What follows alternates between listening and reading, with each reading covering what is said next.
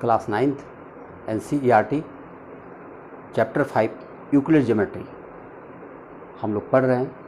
आपने पिछले वीडियोस देखे होंगे। अब आता है आपका चैप्टर एक्सरसाइज 5.2। एक्सरसाइज 5.2 बहुत छोटी सी है, एकदम सिंपल सी, केवल 2 क्वेश्चन लिखे हुए हैं और उन दोनों क्वेश्चंस में सिर्फ एक बात कही गई है। फर्स्ट क्वेश्चन क्या है? देखो, फर्स्ट क्वेश्चन है कि how would you rewrite Euclid fifth postulate so that it would be easier to understand. यानी कि फिफ्थ पोस्टुलेट को आप कैसे और समझा सकते हैं जिससे इजियर हो जाए। बहुत सिंपल है भाई। इनका फिफ्थ पोस्टुलेट याद आ रहा है कि 2 लाइन आपके सामने ऐसी है जिसके ऊपर कोई थर्ड लाइन जाए, तो अगर इनका इंटीरियर एंगल मान लो ए और B, A plus B is less than 180 हो जाए तो ये दोनों जरूर मिलेंगे, कहीं मिलेंगे, पक्का मिलेंगे। और अगर वो 180 से ज़्यादा होंगे तो कभी नहीं मिलेंगे, बल्कि दूर होते चले जाएंगे। तो इसको बहुत आसानी समझा जा सकता है अगर आप ऐसे एक एग्जाम्पल बना दीजिए। देखिए यहाँ देखो, मिल गए दोनों। मिल गए कि नहीं मिल गए? क्यों मिल गए? क्योंकि ये दोनों 180 से कम था।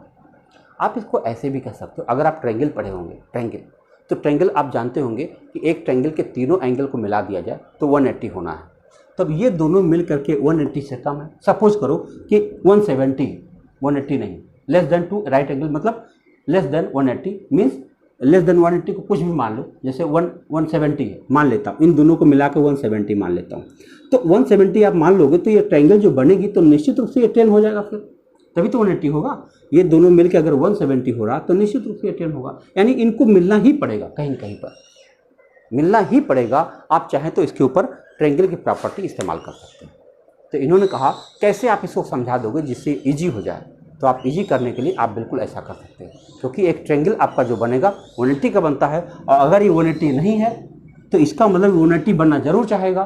तो जरूर चाहेगा, मान लो 170 है तो ये 10 होगा, ये 160 है तो ये 20 होगा, ये 150 है तो 30 होगा बस। अगर लेकिन 180 है तब बिल्कुल नहीं मिलेगा, मिलेगा ही नहीं। समझ गया? ये पहला क्वेश्चन था, इसको आप इस तरह से इजी कर सकते हैं।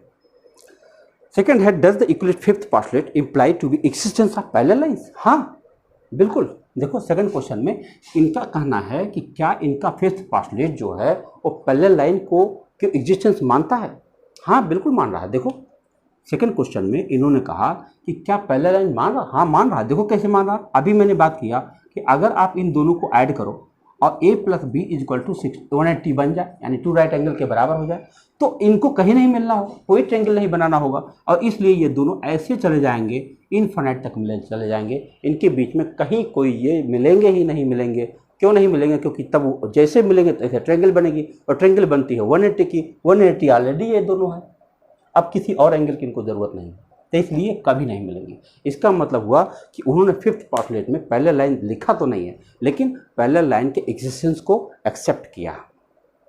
बस इतनी सी बात, छोटा सा चैप्टर है। तो आपके लिए अच्छा होगा कि ये 7 पॉइंट आपके एक्सियोम वाले और 5 पॉइंट पोस्टुलेट वाले बिल्कुल क्रम से याद कर लीजिए। यानी जब आपके क्वेश्चंस बनेंगे तो इन्हीं में से किसी पॉइंट को लेकर बनेंगे, और जो आपके लिए करना बहुत आसान हो जाएगा। ठीक है, थैंक यू।